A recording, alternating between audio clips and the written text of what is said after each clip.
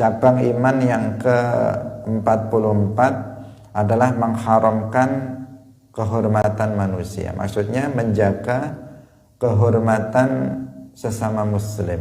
Kita harus melakukan itu dan tidak boleh mencederai kehormatan sesama muslim. Karena kehormatan sesama muslim itu sangat tinggi, sangat mulia, sehingga tidak boleh bagi kita untuk menghilangkan atau mencederai kehormatan orang lain sesama muslim. Kita harus jaga, hati-hati, jangan sampai seseorang itu mengucapkan ucapan tertentu atau melakukan perbuatan tertentu yang itu bisa merendahkan kehormatan saudara kita sesama muslim. Salatullah, salamullah ala al-hadi Rasulillah. Assalamualaikum warahmatullahi wabarakatuh. Kita sampai pada cabang iman yang ke-44. Ar-rabi'u wal arba'un tahrimu a'radin nas. Utawi kang nomor 4 wal arba'un lan 40 iku tahrimu a'radin nas, ngaromaken kehormatane manungsa, wa malan barang yajibu kang wajib nyatane mintar kil waqi'ati saking ninggal nyetempel Allah fiha ing dalem a'rad. Liqaulihi krana dawe Allah Ta'ala, innal ladzina yuhibbuna an tashi'al fahishatu fil ladzina amanu lahum azabun alimun fid dunya wal akhirah. Innal ladzina satemene wong akeh yuhibbuna kang padha demen sapa alladzina ang tasyi'a yen ing yen to tersiar apa al fahishatu penggawean kang keji fil ladzina ing dalem wong akeh amanu kang padha iman sapa alladzina lahum mongko iku ketuwe alladzina yuhibbuna an tasyi'al fahisha azabun utawi siksa alimun kang berat kang pedih fid dunya ing dalam dunya wal akhirati lan ing dalam akhirat. Wa qawlihi lan dawe Allah Ta'ala innal ladzina yarmunal muhsanatil ghafilatil mu'minati lu'inu fid dunya wal akhirah. Innal ladzina sak temene wong akeh yarmuna kang padha nuduh zina sapa alladzina al muhsanati ing pira-pira wadon kang muhsan, al ghafilati kang lalai, al mu'minati kang mukmin, lu'inu mongko den laknat sapa alladzina fid dunya ing dalam dunya wal akhirati lan akhirat. Wa ghairi dzalika lan saliyane mangkono-mangkono minal ayati saking pira-pira ayat wal akhbari lan pira-pira khabar al katsirati kang akeh. Wa ka hadisi Abi Hurairah lan kaya hadise Abi Hurairah fi sahihi Muslimin ing dalam kitab Sahih Muslim. Al muslimu akhul muslimi. Al muslimu utai wong Islam iku akhul muslimi sedulure wong Islam. La yuslimuhu ora nyakiti sapa muslim ing muslim, wala yakhdhuluhu lan ora ngrendahaken sapa muslim ing muslim, wala yahqiruhu lan ora ngina sapa muslim ing muslim. At-taqwa utawi takwa iku hahuna ing dalam kene panggonan. Tegese wa yushiru lan aweh isyarat sapa Kanjeng Nabi ila sadrihi maring dodone Kanjeng Nabi salasa marratin kelawan telu pira-pira ambalan. Bihasbi mri'in kelawan bihasbi mri'in kelawan cukupe wong suwiji minasyarri nyukupi wong suwiji minasyarri saking perkara kang ala apa ayah kira yen to ngina sapa muslim akhahu ing sedulure muslim al muslima kang muslim utawa ing sedulure imri'in al muslima kang muslim. Kullul muslimi utawi saben-saben wong Islam alal muslimi ing atase wong Islam liya iku haramun haram apa damuhu getihe muslim wa maluhu lan pondone muslim wa irduhu lan kehormatane muslim. Wa hadithi Abi Dzar radhiyallahu anhu fi sahih la yarmi ora nuduh sapa rajulun wong lanang rajulan ing lanang weneh bil fisqi kelawan kefasikan wala yarmihi lan ora nuduh ing rajul sapa rajul ing rajul bil kufri kelawan kufur ila taddat kecuali murtad dadi murtad alaihi ing atase rajul ilam yakun lamun ora ana sapa sahibuhu wong kang duweni ucapan iku kadzalika kaya mangkono-mangkono kufur. Hadirin hadirat kaum muslimin muslimat rahimakumullah. Cabang iman yang ke-44 adalah mengharamkan kehormatan manusia. Maksudnya menjaga kehormatan sesama muslim. Kita harus melakukan itu dan tidak boleh mencederai kehormatan sesama muslim. Karena kehormatan sesama muslim itu sangat tinggi, sangat mulia sehingga tidak boleh bagi kita untuk menghilangkan atau mencederai kehormatan orang lain sesama muslim. Kita harus jaga, hati-hati jangan sampai seseorang itu mengucapkan ucapan tertentu atau melakukan perbuatan tertentu yang itu bisa merendahkan kehormatan saudara kita sesama muslim. Maka di dalam Islam ada hal-hal yang dilarang bagi kita untuk kita ucapkan dan kita perbuat, karena perbuatan dan ucapan itu bisa merendahkan kehormatan seorang muslim. Di antaranya adalah larangan untuk mengucapkan kata-kata qadzaf. Qadzaf itu adalah tuduhan untuk berzina. Jadi ucapan-ucapan yang menunjukkan bahwa dia menuduh orang lain telah melakukan sebuah perzinaan. Itu yang disebut dengan qadzaf. Itu dilarang keras, bahkan tergolong sebagai dosa besar.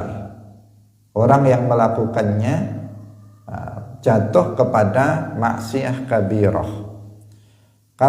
Karena apa? Karena di dalam Al-Quran itu ada larangan secara khusus terhadap qadzaf ini. Yang kedua, pelaku dari qadzaf ini ada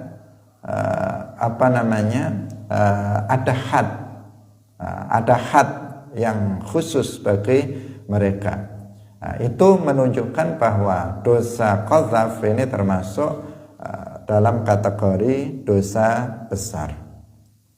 Hadirin yang dirahmati oleh Allah Subhanahu wa ta'ala. Bahkan dalam urutan atau dalam hadis yang menjelaskan tentang urutan dosa-dosa besar, qadzaf ini termasuk di dalamnya.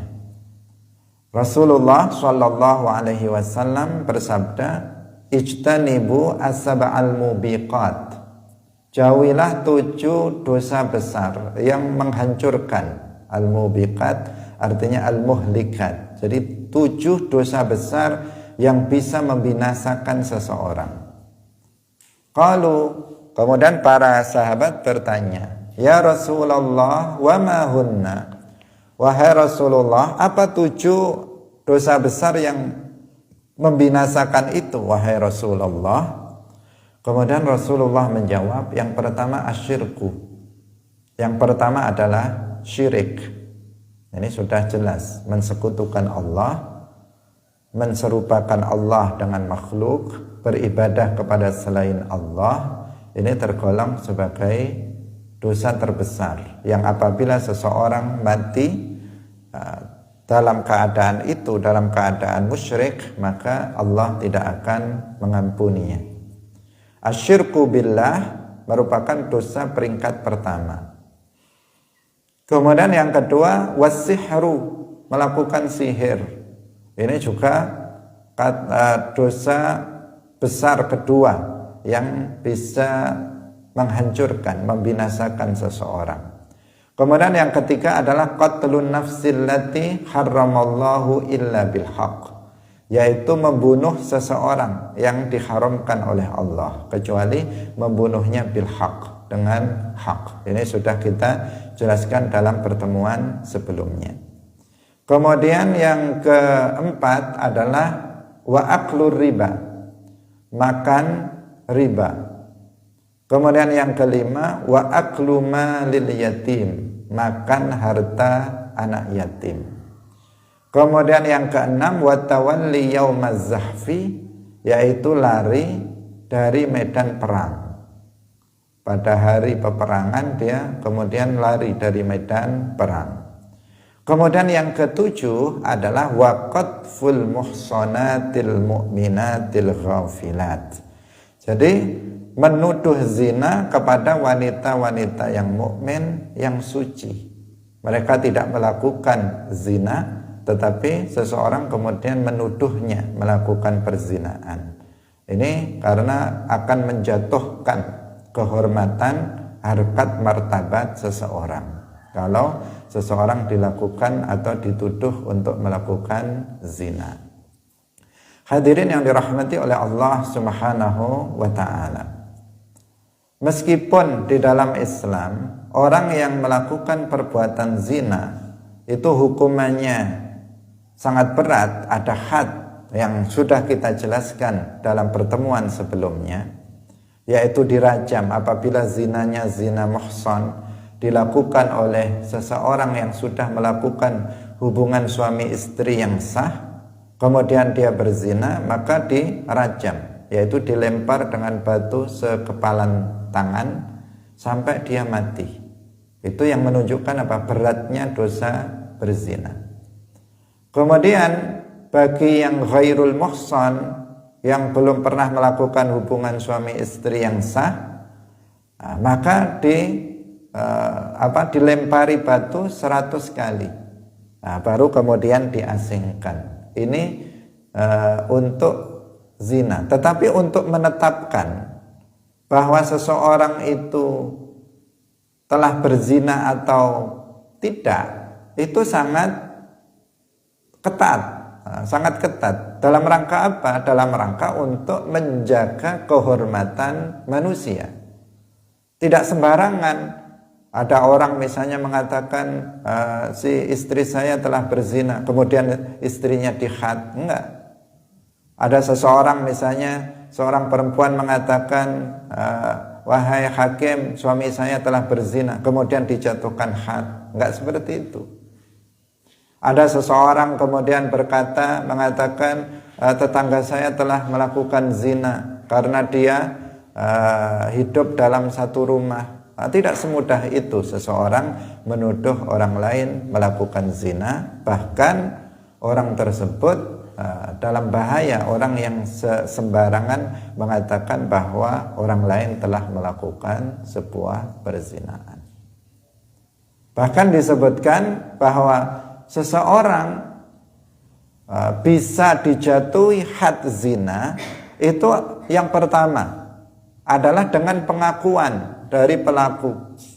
Jadi si pelaku mengatakan, dia secara terus terang mengatakan, saya telah melakukan zina, tolong dijatuhkan had kepada saya. Baru bisa dijatuhkan had kepadanya. Atau yang kedua, ada 4 orang saksi. 4 orang saksi ini adalah semuanya laki-laki, semuanya adil, satu persatu masing-masing dari 4 ini harus melihat secara langsung, secara langsung perzinaan itu. Harus melihat masuknya hasyafah ke dalam farji seorang perempuan secara langsung, bukan hanya bayangan, bukan hanya sekedar kayaknya, tidak, tetapi harus melihat secara langsung. Bahkan dalam kitab disebutkan melihatnya seperti dia melihat timba masuk ke dalam sumur, artinya sangat terang, 4-4-nya masing-masing. Kalau yang 3 melihat dengan terang, yang 1 hanya kayaknya, belum bisa ditegakkan had. Kalau hanya misalnya 2 yang melihat, yang lain hanya kayaknya melihat, belum bisa ditegakkan had. Maka dia harus diam. Kalau belum mencukupi 4 orang, diam, nggak usah kemudian dia melaporkan ke hakim, karena itu nggak akan diterima. Apalagi kemudian dia menyebarkan gosip atau dia menyebarkan aib itu ke masyarakat, meskipun dia melihat secara langsung tapi dia sendirian, maka dia harus hati-hati, karena ini masalah kehormatan seorang muslim. Kehormatan seorang muslim dalam Islam itu harus dijaga. Tidak sembarangan seseorang mengatakan si fulan telah melakukan ini, si fulan melakukan ini dan itu, nggak bisa. Hadirin rahimakumullah. Apalagi seseorang hanya melihat, oh si fulan itu saya lihat berduaan dengan perempuan ini, kemudian dituduhnya berzina. Atau seseorang mengatakan saya lihat si fulan dan si fulanah itu berduaan di dalam rumah atau berduaan di dalam kamar. Meskipun seperti itu pun, kalau dia tidak menyaksikan secara langsung dan harus 4 orang, itu nggak bisa dia kemudian melaporkan kepada hakim untuk ditegakkan had. Seperti itu, begitu ketatnya ketentuan dalam menjaga kehormatan seorang muslim. Bahkan kalaupun misalnya seseorang melihat 2 orang perempuan dan laki-laki misalnya ada dalam satu kamar, dalam satu selimut misalnya, nggak pakai baju misalnya, itu pun tidak boleh seseorang, kalau dia nggak melihat secara langsung sebagaimana tadi kita jelaskan, nggak boleh dia menuduhnya berzina. Nah, ini semuanya menunjukkan apa? Menunjukkan bahwa kehormatan seorang muslim itu harus dijaga. Hati-hati, jangan suka menuduh zina atau menuduh hal-hal lainnya yang bisa menjatuhkan martabat seorang muslim. Apalagi yang dituduh adalah misalnya seorang ulama, yang dituduh adalah seorang kiai, yang dituduh seorang yang ustadz dan sebagainya, yang mana mereka memiliki kehormatan. Dengan kehormatannya itu dia bisa menyebarkan dakwahnya di tengah-tengah umat. Ketika dia menuduhnya, maka hancur martabatnya, kemudian dia tidak diterima lagi dakwah yang disampaikannya. Akibat apa? Akibat telah dicederai kehormatannya oleh sesama muslim yang lainnya. Hati-hati. Hati-hati seseorang dalam masalah tuduh menuduh, bukan hanya dalam masalah zina, tetapi juga dalam masalah-masalah yang lainnya. Hadirin yang dirahmati oleh Allah Subhanahu wa taala. Qadzaf sendiri itu ada lafadznya bermacam-macam. Ada kalanya sharih, ada kalanya kinayah, ada kalanya ta'rid. Kalau sharih itu yang lafadz yang jelas. Misalnya seorang mengatakan kamu adalah penzina, langsung mengatakan begitu. Itu namanya sharih. Ucapannya sangat jelas. Wahai penzina, wahai pelaku liwat misalnya. Ini sharihun. Ini langsung disebut sebagai qadzaf, tuduhan zina terhadap orang lain. Yang kedua adalah kinayah.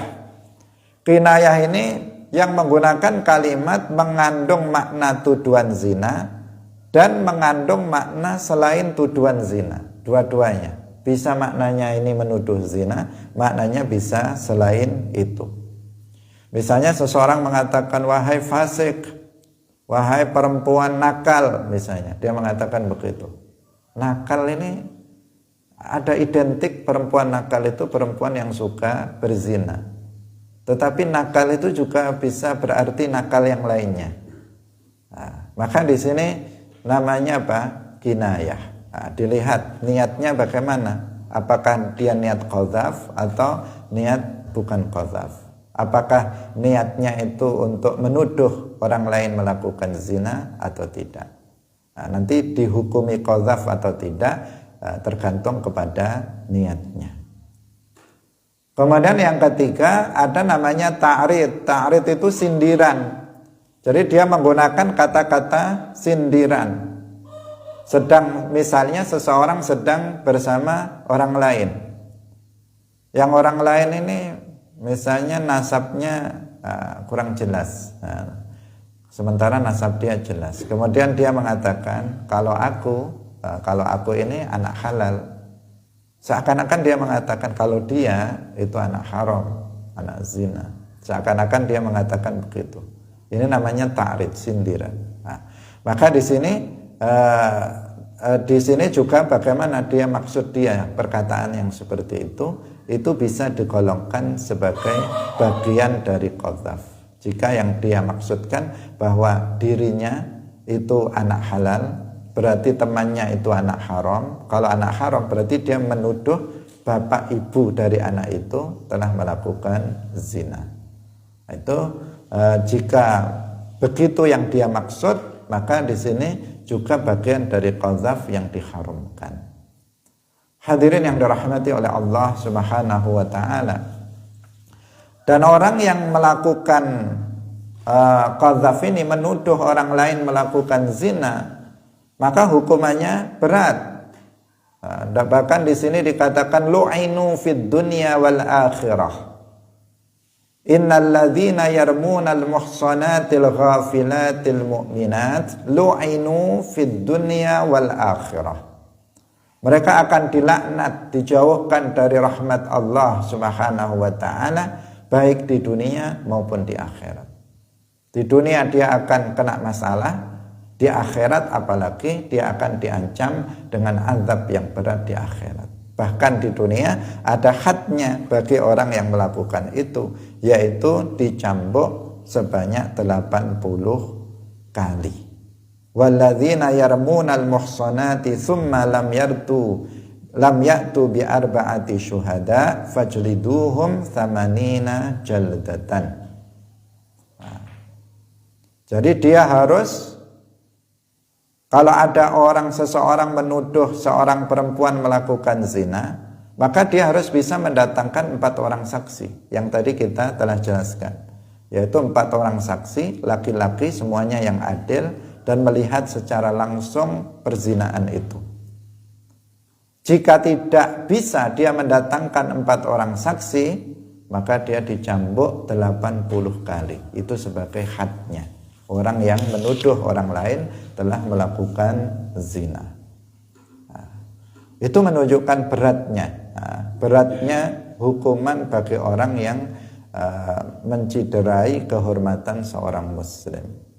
Karena itu dampaknya sangat berat, ya. Dampaknya sangat berat bagi orang yang dituduh melakukan zina. Nama dia akan rusak di masyarakat. Kehormatan dia akan hilang di masyarakat. Orang akan memandang sebelah mata kepada orang yang tertuduh telah melakukan zina atau juga tertuduh melakukan perbuatan-perbuatan lainnya yang itu tidak layak untuk dilakukan oleh orang seperti dia. Hadirin rahimakumullah, karena itulah hati-hati. Hati-hati dalam hal ini. Seorang muslim adalah saudara muslim yang lainnya, maka kehormatannya harus dijaga. Sebagaimana disebutkan dalam hadis, yang diriwayatkan oleh Abu Hurairah radhiyallahu anhu dan disebutkan dalam kitab Sahih Muslim, Rasulullah Shallallahu Alaihi Wasallam bersabda, al-muslimu akhul muslimi, la yuslimuhu wa la yakhdhuluhu wa la yahqiruhu. Seorang muslim itu adalah saudara bagi muslim lainnya. Kita ini bersaudara. Saudara seakidah, saudara seiman, saudara seislam. Nah, karena bersaudara, maka seorang muslim itu la yuslimuhu, artinya tidak menyakiti muslim yang lainnya. Kalau menuduh saudara dengan tuduhan zina, apakah itu enggak menyakitinya? Nah, sangat-sangat menyakitinya. Bukan hanya menyakiti saja, tetapi sangat-sangat menyakiti orang lain. Wala yakhdhuluhu, dan seorang muslim yang bersaudara itu tidak meremehkan muslim yang lainnya. Wala yahqiruhu, dan tidak menghina seorang muslim yang lainnya. Nah, ini rawan ya. Ini harus betul-betul menjadi perhatian kita. Nah, sangat rawan. Karena ini gosip yang menyenangkan bagi sebagian orang untuk dibicarakan, untuk diribahkan. Jika melihat seseorang yang terkait dengan hubungan ini antara laki-laki dan perempuan, misalnya dilihatnya telah melakukan sesuatu hal yang tidak layak, maka atau sesuatu yang sengaja untuk menjatuhkan seseorang. Bahkan banyak orang-orang yang hasad terhadap orang lain, itu cara untuk menghancurkan kehormatan seseorang adalah dengan cara seperti ini. Bahkan banyak para pemimpin menjadi jatuh itu karena tuduhan-tuduhan yang terkait dengan masalah perempuan. Banyak juga para dai, para mubaligh, juga banyak para ulama itu yang dihancurkan melalui tuduhan-tuduhan hubungannya dengan laki-laki dan perempuan. Dianggap itu sesuatu yang efektif, yang sangat cospleng untuk menghancurkan karakter seseorang. Persaingan dalam meraih jabatan misalnya politik sering dipakai oleh lawan politiknya untuk bagaimana? Coba dicari. Nanti kalau dia berduaan dengan siapa, padahal dengan saudaranya misalnya, atau kadang fotonya diedit. Nah, diedit. Sekarang kan mudah. Ada foto satu orang dijejerkan, ini berdua, kemudian disebarluaskan melalui media sosial. Sangat mudah bagi orang sekarang untuk mengedit foto. Terkadang bukan diedit, tetapi perempuannya perempuan yang sebenarnya memang kebetulan bersama, mungkin sedang tanya alamat atau kemudian difoto, atau sedang apa, kemudian difoto, kemudian disebarluaskan. Itu sesuatu hal yang mungkin dilakukan oleh orang yang hasad kepada orang lain, atau dalam rangka memang menghancurkan karakter. Namanya kampanye hitam. Kampanye hitam itu dengan cara mencari atau menghancurkan kehormatan lawan politik, dengan cara ya cari aib-aib, atau yang dibuat aib, atau yang dibuat seolah-olah itu aib dia. Dan sering yang dijadikan sebagai objek itu adalah kaitannya dengan perempuan. Kalau perempuan dengan laki-laki, kalau laki-laki dengan perempuan. Ini baik dalam kasus politik misalnya, dalam kasus perebutan kekuasaan, dalam kasus apapun, termasuk ini untuk menghancurkan reputasi seorang kiai, seorang ulama, seorang ustadz, itu sering sekali dihancurkan lewat jalan ini. Maka kita jangan terlibat dalam masalah ini. Sesuatu yang belum jelas, apakah seseorang itu melakukan perzinaan atau tidak, apalagi hanya melalui misalnya dibaca melalui chat WA atau melalui yang media-media sosial sekarang. Itu bisa diedit, itu bisa diatur oleh seseorang, seolah-olah dia melakukan dialog yang mengarah kepada perzinaan. Sudah seperti itu disebarluaskan lagi dan seterusnya. Ini sangat berbahaya, jangan sampai kita ikut-ikut dalam masalah ini. Ini masalah kehormatan seorang muslim yang harus dijaga. Bagaimanapun dia, apakah kita suka atau tidak suka kepada seorang muslim itu, apakah kita benci atau tidak, apakah dia musuh kita atau bukan, pada seorang muslim saudara. Tetapi terkadang ada sebagian muslim gak suka dengan muslim yang lainnya. Tetapi jangan sampai merusak harkat martabat, merusak kehormatan orang yang tidak seharusnya tidak kita sukai. Kita sesama muslim harus saling mencintai, harus saling menyayangi, tidak boleh saling merendahkan, tidak boleh saling mencaci, merusak nama, merusak kehormatan masing-masing. Harus betul-betul dijaga. Hadirin yang dirahmati oleh Allah Subhanahu wa ta'ala, yang menjadi wartawan hati-hati, apalagi wartawan entertainment, yang tugasnya mengorek kehidupan seseorang. Yang dicari bukan sisi positifnya, tetapi yang dicari sisi negatifnya, karena itu akan akan viral. Sesuatu yang viral akan mendatangkan uang, itu yang dicari. Merusak kehormatan orang lain demi untuk mencari sesuap nasi. Ini banyak yang dilakukan, oleh banyak orang di zaman medsos sekarang. Semakin berita itu kontroversial, semakin berita itu menyakiti orang lain, maka semakin akan viral. Dengan itu maka uang akan datang. Itu banyak dilakukan oleh orang pada masa sekarang. Kita jangan sampai ikut-ikutan dalam hal yang seperti itu. Hati-hati. Meskipun kita mendengar si fulan telah melakukan ini dan itu, si fulan telah melakukan ini dan itu, kalau tidak pasti, jangan sampai kita kemudian mencari tahu. Istilahnya apa itu mencari tahu? Kepo misalnya, ingin tahu ini dengar-dengar kok kayak gini ya, yang sebenarnya bagaimana sih, tanya-tanya tentang seseorang yang apabila dijawab itu jawabannya, apalagi yang jawab itu memang suka ghibah, suka mencaci orang, suka menyebarkan aib orang, dia akan senang bahkan ditambah-tambahi dari sesuatu yang nggak benar, ditambah-tambah. Sudah dia disampaikan kepada orang lain, nambah lagi. Kadang berita yang sebenarnya dengan yang menyebar itu sudah berkali-kali lipat pelebarannya. Jadi tambahannya itu sudah lebih banyak dari berita yang sesungguhnya. Hadirin yang dirahmati oleh Allah Subhanahu wa ta'ala, ini betul-betul harus diwaspadai.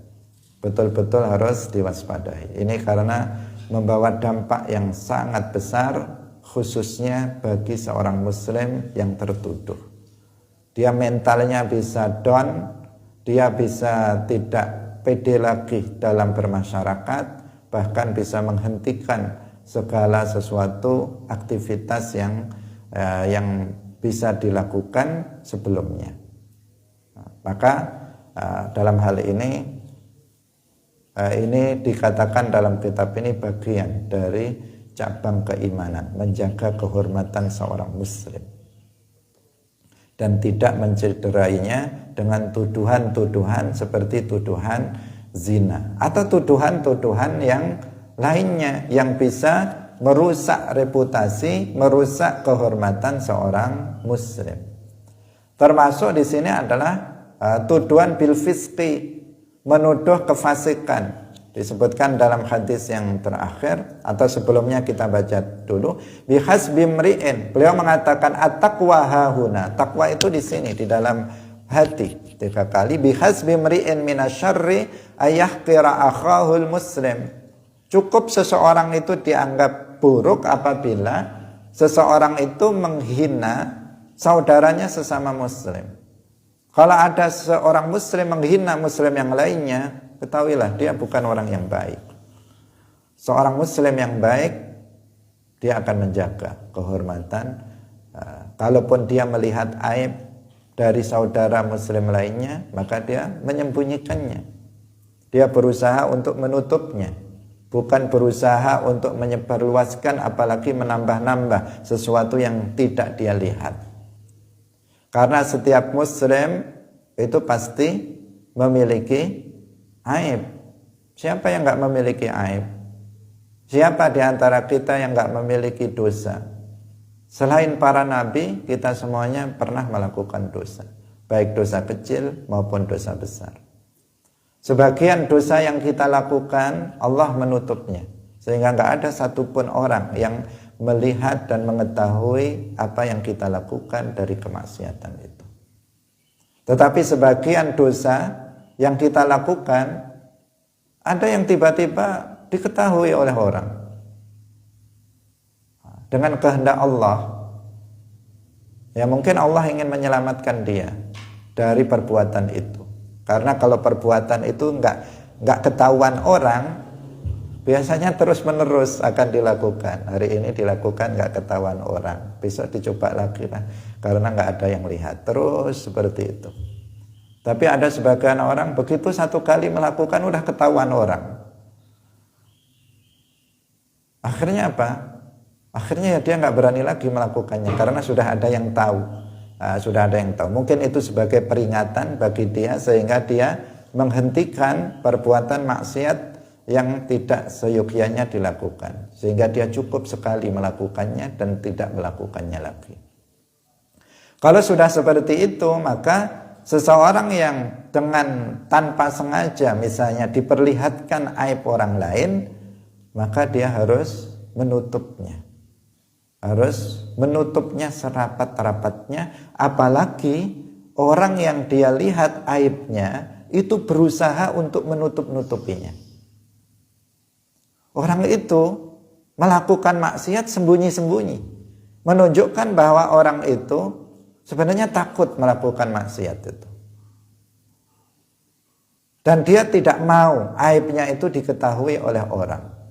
Jika seperti ini, maka berarti pertama kita berusaha menutupnya.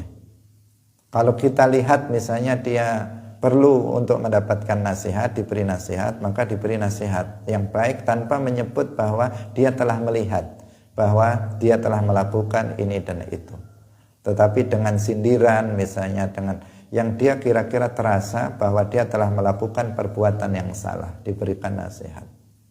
Kalau ternyata berkali-kali kita melihatnya, maka kita bisa ingkarul mungkar dengan diberi nasihat. Nah, saya nggak akan menyebarkannya kepada orang lain, tetapi dia diberi nasihat bahwa dia sudah melihatnya, tanpa kemudian menyebarluaskannya kepada orang lain. Kenapa kita harus menutup aib orang lain? Selain itu diharamkan di dalam Islam, selain itu karena kita juga punya aib, ya kan? Kalau kita sebarkan aib orang lain, bagaimana jika aib kita disebarkan oleh orang lain? Berpikirlah. Kenapa kita menyebarkan aib orang lain sementara kita juga punya aib? Jika aib kita disebarluaskan oleh orang lain, kita nggak mau. Lalu kenapa kita menyebarluaskan aib orang lain jika kita sendiri punya aib dan kita juga tidak mau jika aib kita disebarluaskan oleh orang lain? Itu yang harus difikirkan, bahwa setiap orang termasuk kita, sehebat apapun kita, itu pasti memiliki celah, pasti pernah melakukan sesuatu yang seharusnya tidak dilarang, yang tidak pantas untuk dilakukan. Nah, hadirin yang dirahmati oleh Allah Subhanahu wa taala. Man satara musliman, dalam hadis yang lain, dalam hadis yang panjang yang ini disebutkan man satara musliman satarallahu yaumal qiyamah. Barang siapa yang menutup aib seorang muslim di dunia ini, maka nanti di akhirat Allah akan menutup aibnya. Ini balasan bagi orang yang mau menutup aib orang lain. Tetapi ini sangat berat ya.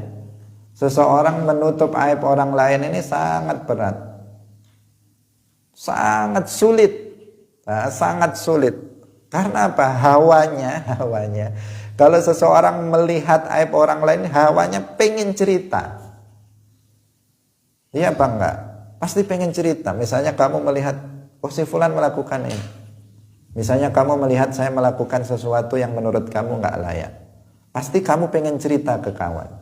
Tadi Ustadz melakukan ini dan itu, misalnya. Pengen cerita. Kalau nahan enggak cerita itu kayak menjadi beban yang sangat berat, kayak mau gunung mau menjatuhi dirinya, sehingga dia harus segera melepaskan menyampaikan apa yang dia tahu, seakan-akan dia sebagai informan pertama, orang pertama yang melihat, dan itu menjadi kebanggaan tersendiri. Orang lain gak ada yang lihat, saya yang pertama kali lihat. Sehingga dia pengen menjadi pahlawan, seakan-akan sebagai orang nomor satu yang melihatnya. Padahal apa yang dia lakukan itu justru adalah sebuah kemaksiatan. Dan itu masuk di sini juga akan merusak kehormatan seseorang. Hadirin yang dirahmati oleh Allah Subhanahu wa taala. Kalaupun seseorang misalnya ingin menceritakan sesuatu yang aib orang lain dalam rangka misalnya meminta fatwa atau dalam rangka meminta tolong, maka itu dibutuhkan, tetapi sekedar itu saja, tidak kemudian diceritakan kepada orang lain. Kalau meminta fatwa kepada orang lain, dia misalnya diperlakukan oleh seseorang dengan perlakuan yang enggak baik, tidak senonoh misalnya. Kemudian dia ingin bertanya tentang hukum masalah itu kepada seseorang, maka dia bisa menceritakannya sekedarnya. Nah, sekedarnya saja, tanpa kemudian disebarluaskan kepada orang lain. Jangan juga kemudian cerita kepada seseorang yang alasannya minta fatwa, ternyata orang yang ditanyai itu juga penyebar aib. Ini bahaya. Akhirnya apa? Kemana-mana. Misalnya, tolong ini dirahasiakan ya. Ini hanya kita saja yang tahu. Ternyata semua setelah itu menjadi tahu. Setelah hari itu semua menjadi tahu. Yang dia yang konsultasi itu enggak menceritakan, alasannya hanya berdua, ternyata yang kedua itu enggak kuat untuk untuk membawa berita yang menurut dia, menurut hawa nafsu dia itu cocok kalau diviralkan. Hadirin yang dirahmati oleh Allah Subhanahu wa taala, betul-betul kita harus berhati-hati dalam masalah ini. Kullul muslim 'alal muslim haramun damuhu wa maluhu wa irduhu. Setiap muslim atas muslim yang lainnya itu haram darahnya. Enggak boleh membunuh sesama muslim. Wa maluhu, dan hartanya juga haram, artinya enggak boleh seseorang memakannya tanpa hak. Bil batil, tidak boleh seseorang mengambil harta orang lain bil batil. Wa irduhu, dan juga kehormatannya itu harus dijaga. Tidak boleh bagi seorang muslim itu menciderai harkat, martabat, kehormatan seorang muslim yang lainnya dengan cara melakukan tuduhan-tuduhan yang tidak benar ataupun menyebarkan aib orang lain, mencela orang lain, ghibah dan seterusnya. Itu semuanya akan bisa menurunkan atau menghilangkan kehormatan seorang muslim. Kemudian pada hadis yang terakhir, hadis Abi Dzar yang diriwayatkan dalam As-Sahih, artinya dalam Sahih Bukhari, bahwa Rasulullah Shallallahu Alaihi Wasallam bersabda, la yarmi rajulun bil fisqi wa la yarmihi bil kufri illa irtaddat alaihi illam yakun sahibuhu kadzalik. Ini maksudnya bukan murtad tadi ya. Kalau kufur ya, kalau ini artinya illa irtaddat, artinya ya, kalau tuduhannya itu kufur, ternyata orang yang dituduh itu tidak kufur, maka hukumnya murtad bagi orang yang menuduh orang lain melakukan kekufuran. Demikian juga ini tentang hukum masalah ini. Nanti kita coba jelaskan sedikit. Tetapi di awal adalah tuduhan kefasikan. Kefasikan itu artinya melakukan dosa besar. Jadi menuduh orang lain telah melakukan dosa besar tertentu, seperti tadi menuduh berzina atau menuduh melakukan ini dan itu, yang itu merupakan dosa besar. Menuduh seseorang itu telah melakukan kefasikan, itu tidak boleh. Artinya tuduhan yang tuduhan yang tanpa bukti dan tanpa saksi-saksi. Kalau misalnya seseorang melihat secara dengan matanya tadi, itu ya memang kalau dia melakukan kefasikan ya bilang kefasikan. Kalau dia melakukan ini ya melakukan ini. Tetapi bukan kemudian disebarluaskan. Bukan berarti mengingkari. Misalnya melihat orang itu minum khamr, kemudian kita bilang, oh dia tidak minum khamr. Wong dia melihatnya langsung kok dia bilang nggak minum khamr. Dia minum khamr. Dia telah melakukan kefasikan. Tetapi kita tidak menyebarluaskannya, menyebarkan aibnya. Kecuali apabila dia sudah terang-terangan melakukannya. Melakukan dosa itu dia terang-terangan, nggak punya malu. Dia memang pertontonkan kepada orang lain, atau bahkan dia viralkan sendiri, divideokan misalnya, bahwa dia telah melakukan kemaksiatan ini dan itu. Maka itu sesuatu hal yang beda. Itu pengecualian. Jika seseorang sudah tidak punya malu untuk berbuat maksiat, maka di sini kita bisa mengingatkan masyarakat dari bahaya orang yang seperti ini, meskipun dengan menyebut nama dia. Karena dia sendiri yang sudah menghilangkan kehormatan dia sendiri.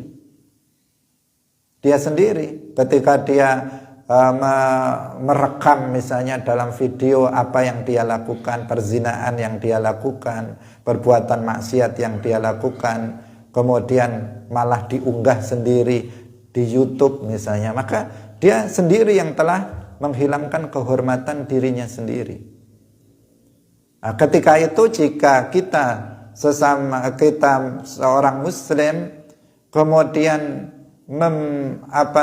menyebut nama dia, keburukan dia dengan maksud untuk mentahdzir, dengan maksud untuk memperingatkan manusia, awas jangan kayak orang ini. Orang ini melakukan kayak begini-begini, maka itu sesuatu hal yang diperbolehkan. Karena dia sudah melakukan kefasikan bil mujahir, dengan terang-terangan. Nah, memang dia sudah nggak punya malu. Malunya sudah nggak ada. Dia sudah hilang malu dari dirinya. Bahkan terkadang sebagian orang malah menjadi kebanggaan ketika sudah bisa melakukan kemaksiatan di depan umum.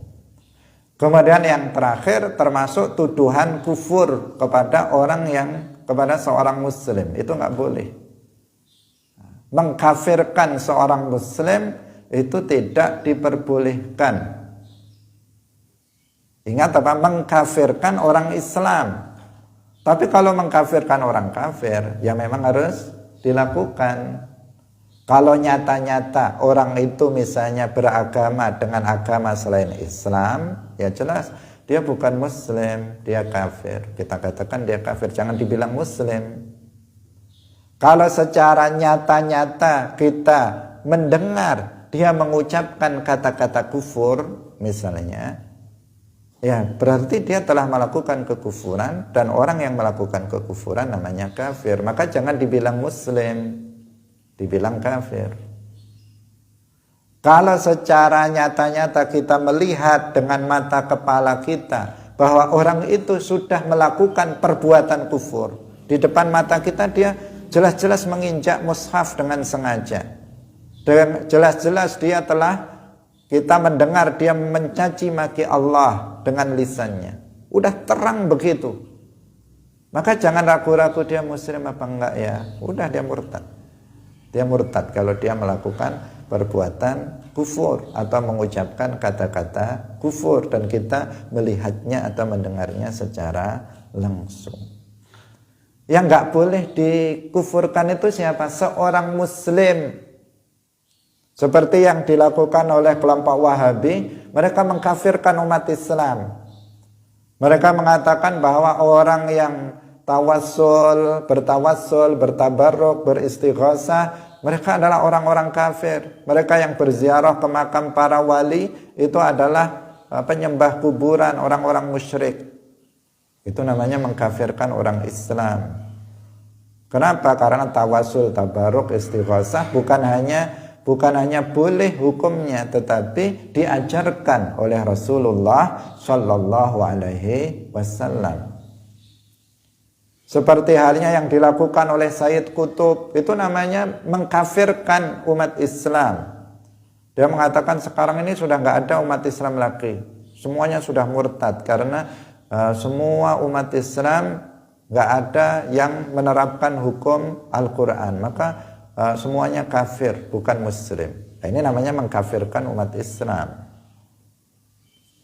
Hadirin yang dirahmati oleh Allah Subhanahu wa taala, atau yang dilakukan oleh Hizbut Tahrir. Mereka mengatakan setiap orang yang tidak membaiat khalifah sampai mati dia tidak membaiat khalifah, maka dia kafir. Mati dalam keadaan kafir. Ini juga namanya takfir kepada umat Islam, pengkafiran terhadap umat Islam. Itu enggak diperbolehkan, hukumnya akan kembali kepada orang yang menuduh. Kalau seseorang menuduh orang lain kafir, maka jika yang dituduh tidak kafir, maka hukumnya akan kembali kepada orang yang menuduh. Tapi hati-hati, kalau melihat memang kufur, dia memang melakukan kekufuran, jangan ragu untuk mengatakan dia telah jatuh kepada kekufuran dan telah menjadi kafir, harus kembali kepada Islam dengan mengucapkan 2 kalimat syahadat, la ilaha illallah wa asyhadu anna Muhammadah. Hadirin yang dirahmati oleh Allah, demikian pengajian kita pagi hari ini, semoga bermanfaat bagi kita semuanya. Barakallahu fikum, wallahul muwaffiq ila aqwamit thoriq. Wassalamu alaikum warahmatullahi wabarakatuh.